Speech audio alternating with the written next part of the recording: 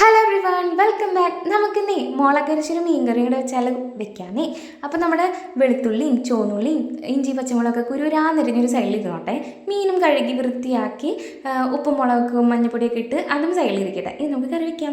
അപ്പോൾ പാനൊക്കെ ചൂടായിട്ടുണ്ട്. വെളിച്ചെണ്ണ ഒഴിച്ച് കൊടുക്കുക, കടുക് ഇട്ട് കൊടുക്കുക, ഉലുവ ഇട്ട് കൊടുക്കുക. അതൊന്ന് പൊട്ടി വരുമ്പോൾ നമ്മുടെ ഇഞ്ചിയും വെളുത്തുള്ളിയും കുറച്ച് വേപ്പില ഇട്ട് കൊടുത്ത് അതൊന്ന് സോട്ടാകുമ്പോൾ ബാക്കിയത് നമ്മൾ നേരത്തെ അരിഞ്ഞ് വെച്ച സംഭവങ്ങളുണ്ടല്ലോ അത് ഇട്ട് കൊടുക്കുക. കുറച്ച് ഉപ്പിട്ട് അങ്ങോട്ട് കൊടുക്കുക. എന്നിട്ട് സോട്ടാകുമ്പോൾ നമ്മുടെ എന്തിട്ട് കൊടുക്കണം, നമ്മുടെ പുളി ഇട്ട് കൊടുക്കുക. പുളി ഇട്ടിട്ട് അതൊന്ന് ഇതായി കഴിയുമ്പോൾ തന്നെ നമ്മൾ എന്തിട്ട് കൊടുക്കണം, നമ്മുടെ പൊടികൾ ഇട്ട് കൊടുക്കുക. മുളക് പൊടിയും മല്ലിപ്പൊടിയും മഞ്ഞൾപ്പൊടിയും എല്ലാ പൊടികളും ഇട്ട് കുറച്ച് ചൊറുക്ക് ഒഴിക്കുക. അതിൻ്റെ പിന്നാലേക്ക് തന്നെ നമ്മുടെ തക്കാളിയുടെ പേസ്റ്റാക്കി വെച്ചിട്ടില്ലേ അതോടെ ആഡ് ചെയ്ത് കൊടുക്കുക. അതൊന്ന് ജസ്റ്റ് ഒന്ന് സോട്ടാകുമ്പോൾ തന്നെ നമ്മൾ കുറച്ച് വെള്ളം, എന്തോരം വെള്ളം നമ്മുടെ മീൻ കറിക്ക് വേണോ അത്ര വെള്ളം ഒഴിച്ച് കൊടുക്കുക കേട്ടോ. ഇനി ആ വെള്ളം ഒന്ന് തിളച്ച് വരുമ്പോൾ നമുക്ക് നമ്മുടെ മീൻ ഇറക്കി കൊടുക്കാം കേട്ടോ. അങ്ങനെ നമ്മുടെ മീൻ കറി റെഡി ആയിരിക്കുകയാണ്. അല്ല, മീൻ ഇറക്കി കൊടുത്ത് അപ്പോൾ തന്നെ ആവില്ലല്ലേ, കുറച്ച് നേരം കഴിയുമ്പോൾ നമ്മുടെ മീനിൻ്റെ വെള്ളമൊക്കെ പറ്റി, മീൻ കറിയുടെ വെള്ളമൊക്കെ പറ്റി നല്ല ടേസ്റ്റി ആയിട്ടുള്ള മീൻ കറി റെഡി ആയിട്ടുണ്ടാവും കേട്ടോ.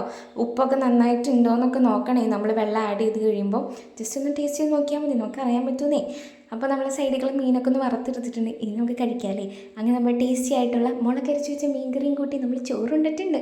അപ്പോൾ ഇഷ്ടമാണെങ്കിൽ ലൈക്ക് ചെയ്യുക, ഷെയർ ചെയ്യുക, ഫോളോ ചെയ്യുക, സബ്സ്ക്രൈബ് ചെയ്യുക. അപ്പോൾ